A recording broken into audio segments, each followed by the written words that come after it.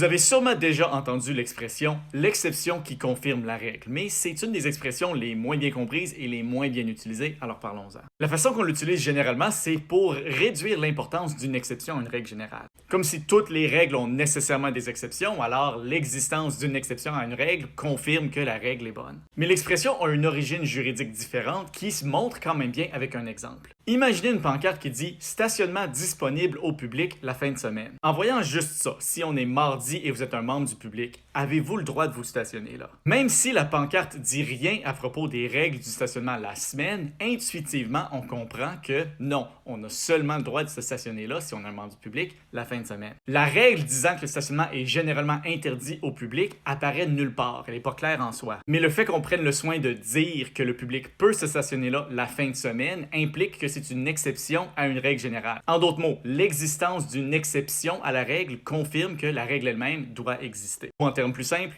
l'exception confirme la règle.